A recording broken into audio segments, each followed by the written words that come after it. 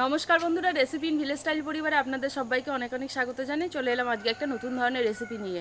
বন্ধুরা, এখন আমাদের পশ্চিমবঙ্গে যেরকম দুর্গাপুজো পালন হচ্ছে, ঠিক আমাদের পশ্চিমবঙ্গের বাইরে অন্যান্য স্টেটেও কিন্তু একই সময় নবরাত্রি পালন হয়। তো নবরাত্রি যারা পালন করেন তারা এই সময় বিভিন্ন রকম রেসিপি তৈরি করে থাকেন। তো তারই মধ্যে একটা রেসিপি আজ আমি বানাবো। আপনারা পুরো ভিডিওটা প্রথম থেকে শেষ পর্যন্ত দেখতে থাকুন, সবারই ভীষণ ভালো লাগবে। চলুন রেসিপিটা শুরু করি।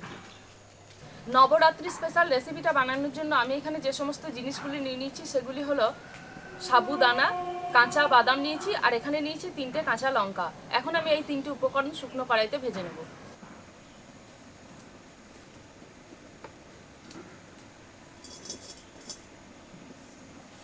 এখন কড়াইয়ের মধ্যে দিয়ে দেবো সাবুদানা,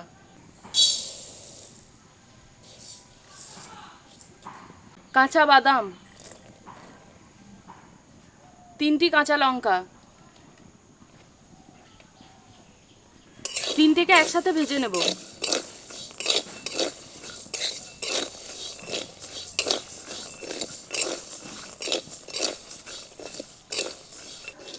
সাবুদানা এবং বাদামের সাথে আমি কাঁচা লঙ্কাটা দিয়েছি, তার কারণ হচ্ছে কাঁচা লঙ্কাটা ভাজার সময় একটু রোস্ট হয়ে যাবে, সেটা কিন্তু টেস্টটা আরও বেশি ভালো লাগবে কাঁচা লঙ্কার।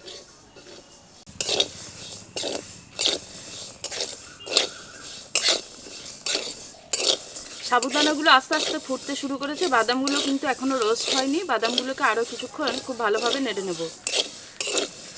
সাবুদানা, বাদাম আর কাঁচা লঙ্কা যখন এইভাবে শুকনো কড়াইতে ভাজবো তখন কিন্তু আঁচটাকে একটু কম করেই ভাজবো। সাবুদানা, বাদাম, কাঁচা লঙ্কা খুব ভালোভাবে ভেজে নিয়েছি, এবার নামিয়ে নেব।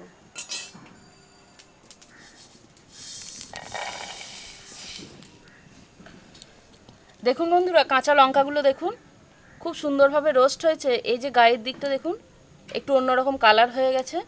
আমি এখন কাঁচা লঙ্কাগুলো আলাদা করে নেব। ভেজে রাখা সাবুদানা এবং বাদাম এভাবে কিছুক্ষণ ছড়িয়ে রেখে দেবো, যাতে এগুলো খুব ভালোভাবে ঠান্ডা হয়ে যায়। আর বন্ধুরা, আপনারা তো দেখেছিলেন আমি এর সাথে কাঁচা লঙ্কা যেটা ভেজেছিলাম, তার জন্য কিন্তু সাবুদানার মধ্যে অসম্ভব সুন্দর একটা গন্ধও বেরোচ্ছে। এই রেসিপিটা বানানোর জন্য আমার একটা আলু লাগবে। আমি একটা আলু নিয়েছি, এখন আলুটাকে কেটে নেব।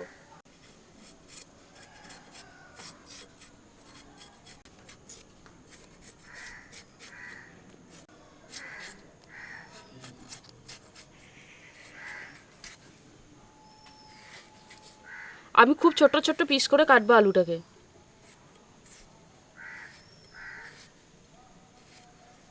এই দেখুন বন্ধুরা, একদম ছোট্ট ছোট্ট পিস করে আলুটাকে কেটে নিয়েছি। আমি এখানে একটা বাটির মধ্যে জল নিয়েছি, এখন এই জলের মধ্যে আলুগুলোকে দিয়ে দেবো।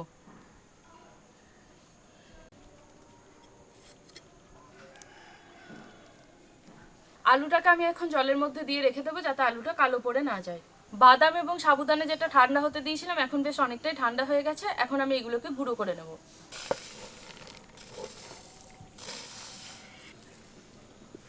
একসাথে আমি কিন্তু সবগুলো গুঁড়ো করব না, অল্প অল্প করে দিয়ে গুঁড়ো করে নেব।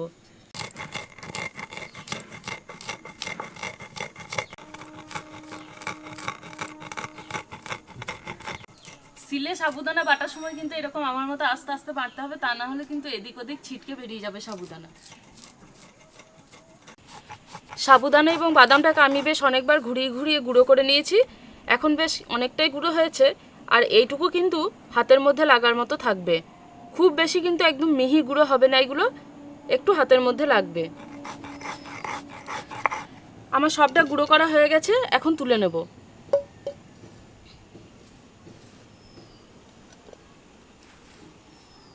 সাবুদানা এবং বাদাম আমি গুঁড়ো করে নিয়েছি। এখন এখানে নিয়ে নিয়েছি যে আলুটাকে আমি জলের মধ্যে রেখে দিয়েছিলাম, সেই পিস করে রাখা আলু।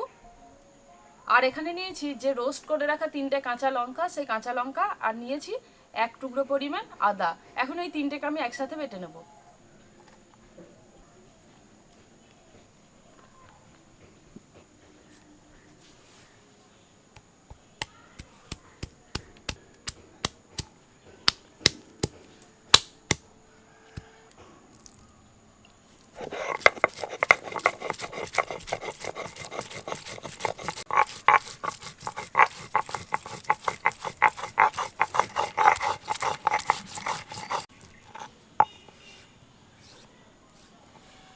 আলুটাকে আমি মিহি পেস্ট করে বেটে নিয়েছি, এখন তুলে নেব।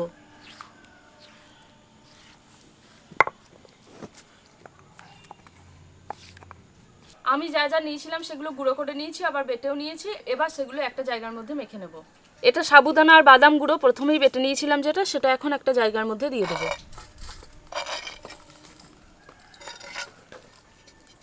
এখন এর মধ্যে দিয়ে দেবো আলু, আদা এবং কাঁচা লঙ্কা বাটা।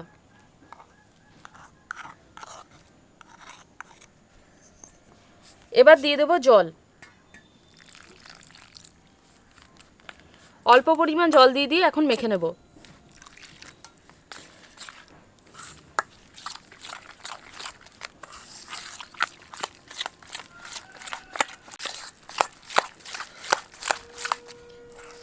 দেখুন পেস্টটাকে আমি মেখে নিয়েছি। এখন কিন্তু পেস্টটা বেশ অনেকটাই শক্ত হয়ে আছে, আর যেহেতু এখানে সাবুদানা আছে বেশ অনেকটাই কিন্তু জল টানবে। এখন এটাকে এভাবে রেখে দেবো প্রায় 5 মিনিট। 5 মিনিট এটাকে ঢাকা দিয়ে রেখে দিয়েছিলাম। 5 মিনিট কভার হয়ে গেছে। এখন এর মধ্যে বাকি উপকরণগুলো আমি মিশিয়ে নেব। দেখুন বন্ধুরা, 5 মিনিট ঢাকা দিয়ে রেখে দিয়েছিলাম, তারই মধ্যে এটা কেমন শক্ত হয়ে গেছে দেখুন। আর এর মধ্যে যতটা পরিমাণ জল দিয়েছিলাম জলটা প্রায় অনেকটাই টেনে গেছে। এবার এর মধ্যে দিয়ে দেবো লবণ 1 চা চামচ, গোলমরিচের গুঁড়ো 1 চা চামচ, সাদা তিল 1 চা চামচ, দিয়ে দেবো ভাজা জিরে গুঁড়ো 1 চা চামচ। এখন এর মধ্যে দিয়ে দেবো জল। আবারও সবগুলোকে খুব ভালোভাবে মিশিয়ে নেব।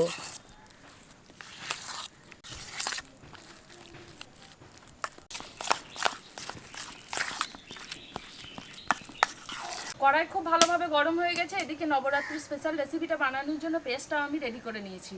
এবার আমি কড়াইয়ের মধ্যে দিয়ে দেবো খুব সামান্য পরিমাণ তেল।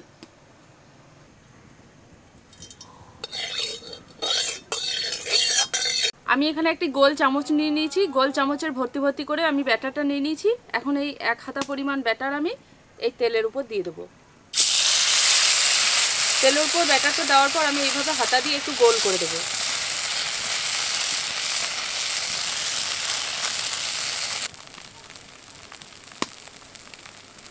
ব্যাটারটা তেলের মধ্যে দেওয়ার পর আমি একটা ঢাকা দিয়ে দেবো। এবার ঢাকনাটা তুলে দেবো। কিছুটা টাইট হয়ে এসেছে, এই সময় আমি এটাকে উল্টে দেবো। দেখুন বন্ধুরা, সামান্য পরিমাণ তেল আমি পাশ থেকে ছড়িয়ে দেবো। খুব সামান্য তেল দেবো। আবার আমি ঢাকা দিয়ে এবার এটাকে হতে দেবো। আপনারা তো দেখলেন এই রেসিপিটা বানানোর সময় কিন্তু আমি খুব বেশি পরিমাণ তেল ব্যবহার করিনি। খুব অল্প তেলের মধ্যেই কিন্তু এই রেসিপিটা বানাচ্ছি। যেহেতু এখানে সাবুদানা দিয়ে এই রেসিপিটা বানানো হচ্ছে, খুব বেশি পরিমাণ তেল দিলেই কিন্তু সাবুদানা সব তেলটাই টেনে নেবে। এখন একবার ঢাকনাটা খুলে নেব। দেখুন বন্ধুরা, দুই দিক বেশ ভালোই টাইট হয়ে গেছে। ভিতরটা এখনো টাইট হয়নি, একটু বাকি আছে। এখন আমি আবারও এটাকে ঢাকা দিয়ে দেবো। ঢাকা দিয়ে রেখে দিয়েছিলাম, এবার দেখে নেব। দেখুন বন্ধুরা, দুই দিকটাই খুব সুন্দরভাবে ভাজা হয়ে গেছে। এবার তুলে নেব।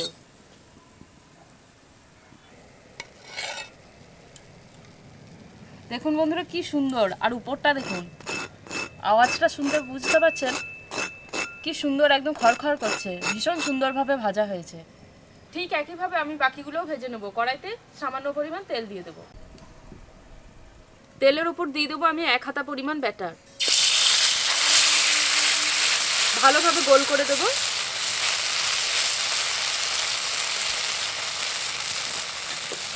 এবার ঢাকা দিয়ে দেবো। বন্ধুরা, আজ বানালাম নবরাত্রি স্পেশাল রেসিপি। আমার সবগুলো এখনো ভাজা হয়নি, একটা ভাজা হয়েছে। এটাই আপনাদের দেখাই কেমন হয়েছে। দেখুন বন্ধুরা কি সুন্দর হয়েছে, দুদিক ভীষণ সুন্দরভাবে ভাজা হয়েছে, আর বাইরেরটা একদম খড়খড় করছে।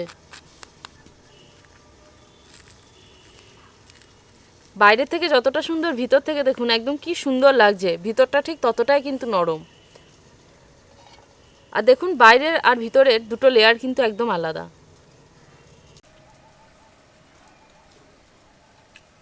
বেশ সুন্দর লাগছে, অন্যরকম লাগছে।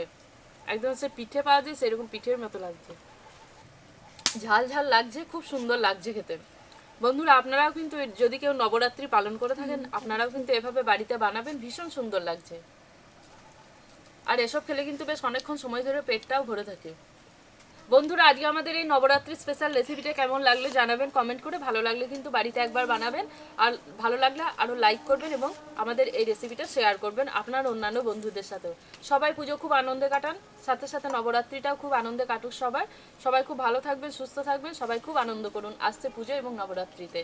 আজকের রেসিপিটা আমরা এখানেই শেষ করছি। আর এখনও পর্যন্ত সাবস্ক্রাইব করে না থাকলে আমাদের channel recipe in village style subscribe করে দিন, আর পাশে থাকা বেল আইকনটা কিন্তু অতি অবশ্যই ক্লিক করে দিন। তো আজকে আমরা এখানেই শেষ করছি। দেখা হচ্ছে পরের ভিডিওতে নতুন ধরনের রেসিপি নিয়ে। আর পুজোর সময় কিন্তু আরও সুন্দর সুন্দর রেসিপি আসবে, অতি অবশ্যই কিন্তু চ্যানেলটা সাবস্ক্রাইব করে দিন ঝটপট। খুব সুন্দর লাগছে।